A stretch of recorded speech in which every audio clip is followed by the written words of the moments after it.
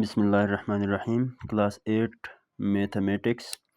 आज का जो टॉपिक है वो है डेफिनेशन ऑफ रियल नंबर। बल्कि हम इस तरह करते हैं, जो चीज़ें इससे पहले हमने क्लास में डिस्कस की हैं उनको ज़रा रिकॉल करते हैं। रिकॉल करने के बाद हम एक्सरसाइज स्टार्ट करेंगे, ठीक है। तो सबसे पहली चीज़ है हमारे पास रियल नंबर क्या होते हैं ना। तो आप लोगों ने लिखना है रियल नंबर जो है इट इज़ द यूनियन कहते हैं कम्बिनेशन को। Union of rational and irrational number is called real numbers, ठीक है। क्या मतलब हुआ, तमाम रैशनल नंबर और तमाम इरेशनल नंबर्स को हम कंबाइन करके अगर एक सेट में लिखते हैं तो उस सेट को हम क्या बोलेंगे, रियल नंबर का सेट बोलेंगे, ठीक है। अब इस तरह करते हैं, कुछ चीज़ों को हम ज़रा रिकॉल करते हैं क्योंकि एक्सरसाइज हमने करनी है। तो एक्सरसाइज के लिए इन चीज़ों की ज़रा ज़रूरत होती है, ठीक है। तो इनमें सबसे पहली चीज़ जो है वो हमारे पास है set of natural numbers. Set of natural numbers को हम n से लिखते हैं और ये स्टार्ट होते हैं 1 2 3 4 up to so on. Natural numbers को हम काउंटिंग में इस्तेमाल करते हैं, इस बात को अपने ऐड करना है, ठीक है। Natural numbers are counting numbers, इनको हम काउंटिंग में इस्तेमाल करते हैं, ठीक है। ये काउंटिंग में यूज़ होते हैं। दूसरा सेट आता है set of whole numbers. Set of whole number को W से लिखते हैं और होल नंबर्स का सेट जो है जस्ट नेचुरल नंबर की थोड़ी सी एक्सटेंशन है। क्या मतलब, नेचुरल नंबर के सेट में अगर हम ज़ीरो भी शामिल कर लें तो ये नया जो सेट बनता है उस सेट को हम कहते हैं सेट ऑफ होल नंबर्स, ठीक है। तीसरा सेट हमारे पास आता है इंटीजर्स का सेट। उसको हम कैपिटल Z से लिखते हैं। इसमें तमाम पॉजिटिव नंबर होते हैं, तमाम नेगेटिव नंबर भी होते हैं और ज़ीरो भी इंटीजर्स में होता है। तो इंटीजर्स की डेफिनेशन आपको मैंने क्लास में लिखवाई है। The all set of all positive numbers, negative numbers and including zero without decimals. Integer का सेट हो, नेचुरल नंबर का सेट हो या होल नंबर का सेट हो, इनमें हमारे पास डेसिमल या फ्रैक्शन नहीं होते, पॉइंट्स इनमें नहीं आते, ठीक है। अच्छा, इसके बाद सेट आता है हमारे पास set of rational number. Rational number के सेट को हम तमाम फ्रैक्शन के सेट के तौर पर लिख सकते हैं। क्या मतलब, कैपिटल Q से इसको हम लिखते हैं, ये हमारे पास P/Q के फॉर्म में आने वाले तमाम नंबर्स का सेट होता है, यानी तमाम फ्रैक्शन का सेट होता है। रैशनल रेशो से निकला है, यानी फ्रैक्शन के फॉर्म में हम नंबर्स को लिख देते हैं। न्यूमरेटर में जो नंबर होगा और जो डिनोमिनेटर में होगा वो इंटीजर को बिलोंग करने चाहिए। इस सिंबल को पढ़ते हैं बिलोंग टू। न्यूमरेटर डिनोमिनेटर में जो नंबर हम लेंगे वो नंबर जो है वो इंटीजर में से होने चाहिए। दूसरी बात ये है, जो डिनोमिनेटर में हम नंबर लिखेंगे वो ज़ीरो नहीं होना चाहिए। अच्छा, अब इधर देख लेते हैं, रैशनल नंबर दो तरह के होते हैं, ठीक है। रैशनल नंबर की क्या डेफिनेशन थी, डेफिनेशन हमने ये लिखी थी क्लास में कि all terminating and non terminating. All terminating and non terminating के साथ आप एक बात ऐड कर दें, नॉन टर्मिनेटिंग का मतलब या रिपीटिंग आप लिख सकते हैं, ठीक है। All terminating and non terminating decimals are rational numbers, ठीक हो गया। अब इसमें हम टर्मिनेटिंग से मुराद क्या लेते हैं, टर्मिनेटिंग का मतलब होता है अगर हम एक नंबर को दूसरे पर डिवाइड करें तो आंसर में हमारे पास रिमाइंडर ज़ीरो आता हो। यानी जब रिमाइंडर ज़ीरो आता हो तो डिवीजन वाला प्रोसेस को हम टर्मिनेट करते हैं, डिवीजन का प्रोसेस को हम स्टॉप कर लेते हैं।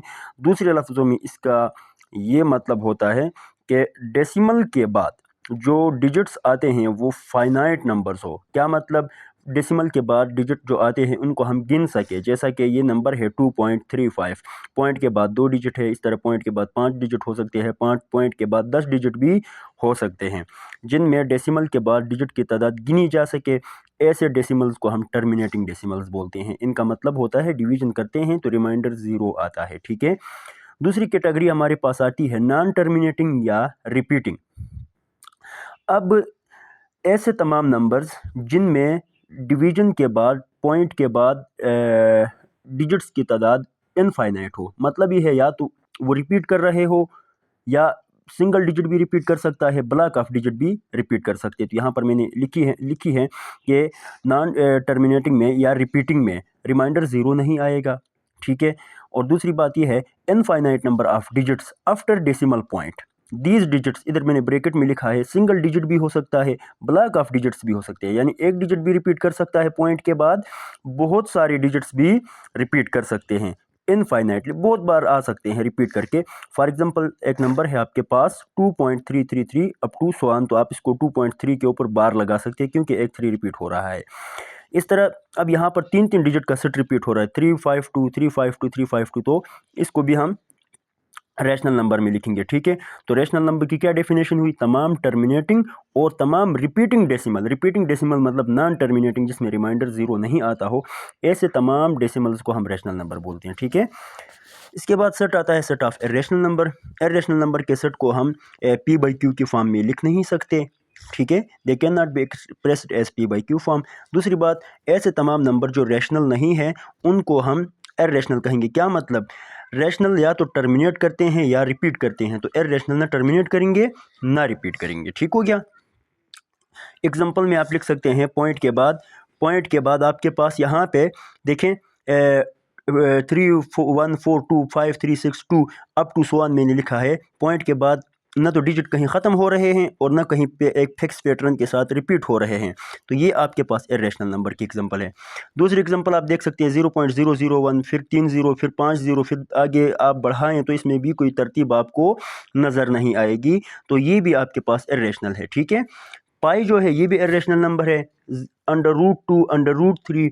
आगे मैंने जनरलाइज करके एक बात लिखी है, अंडर रूट के अंदर जब कोई भी नॉन परफेक्ट स्क्वायर आ जाए वो इर्रेशनल होगा। इस बात को ज़हन नशीन कर लें अच्छी तरह। जैसे कि 2 परफेक्ट स्क्वायर नहीं है तो रूट के अंदर 2 आ गया, इर्रेशनल हो गया। 3 परफेक्ट स्क्वायर नहीं है। परफेक्ट स्क्वायर का क्या मतलब? मतलब 3 जो है, ऐसे नंबर कोई नहीं मौजूद है जिसको हम खुद से मल्टीप्लाई करें तो हमारे पास आंसर में 3 आ जाए, ठीक है। तो ऐसे तमाम नॉन परफेक्ट स्क्वायर रूट्स जो हैं इर्रेशनल होते हैं। अब रूट के अंदर मैं 25 फॉर एग्जांपल ले लूँ या रूट के अंदर 36 ले लूँ, तो 25 परफेक्ट स्क्वायर है, 36 भी परफेक्ट स्क्वायर है। इस तरह 9 परफेक्ट स्क्वायर है 3 का, अंडर 16 जो है 4 का परफेक्ट स्क्वायर है। तो रूट के अंदर परफेक्ट स्क्वायर आ जाए तो रैशनल होगा, रूट के अंदर नॉन परफेक्ट स्क्वायर आ जाए तो वो इर्रेशनल होगा, ठीक है। इसके बाद यहाँ पर एक इम्पॉर्टेंट नोट मैंने लिखा है कि हर नेचुरल नंबर जो है होल नंबर है, और हर होल नंबर जो है एक इंटीजर है, हर इंटीजर एक रैशनल नंबर है, ठीक है। ये बात आपने जहन में रखनी है। इसके साथ साथ इधर एक नंबर मैंने लिया हुआ है पाई। पाई अप्रॉक्सीमेटली इक्वल होता है 22/7 की। इस सिंबल को हम अप्रॉक्सीमेटली इक्वल टू पढ़ते हैं, ठीक है। ये 22/7 की इक्वल होता है। इसको मजीद 3.142 के फॉर्म में हम लिख सकते हैं। तो पाई जो है ये एक कांस्टेंट रेशो है सर्कल का सरकमफेरेंस और उसके डायमीटर में। दूसरी बात ये है कि ये जो पाई वाली रेशो आती है ये तमाम सर्कल्स के लिए सेम है, चाहे सर्कल छोटे से छोटा हो चाहे बड़े से बड़ा सर्कल हो। पाई जो है इसकी वैल्यू 3.1425 आती है, अप्रॉक्सीमेटली इक्वल टू आती है, ठीक है।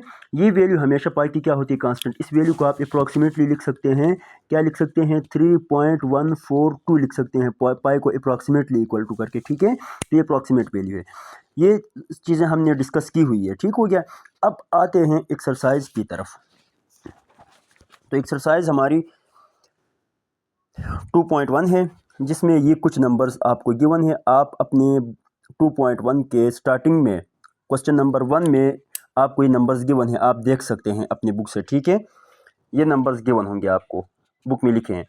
आपसे पूछ रहा है इनमें से होल नंबर कौन से हैं, तो आपको होल नंबर का पता होना चाहिए। अभी हमने रिकॉल किया है होल नंबर जो 0 से स्टार्ट होते हैं, 0 1 2 3 4 अप टू सो ऑन, ये होल नंबर्स हैं। तो इसका मतलब ये हुआ कि फिर दिए गए नंबर्स में से 3 एक होल नंबर होगा, 0 भी होल नंबर होगा, क्योंकि होल नंबर के सेट के अंदर आता है। अंडर रूट 36 देखें, रूट के अंदर परफेक्ट स्क्वायर आ गया। 36 जो है 6 का परफेक्ट स्क्वायर है, तो मैं अंडर रूट 36 को 6 लिख सकता हूँ, ठीक है। और ये 3-4 चीज़ें जो है इस तरह 1 भी होल नंबर के खाते में आता है। तो ये कुछ सेट्स कुछ नंबर्स आपके पास होंगे, ये होल नंबर्स में होंगे, ठीक है। 3 0 6 1 ये होल नंबर के सेट के अंदर आते हैं, तो ये होल नंबर्स होंगे। क्वेश्चन नंबर 2 में पूछ रहा है इंटीजर्स कौन से हैं।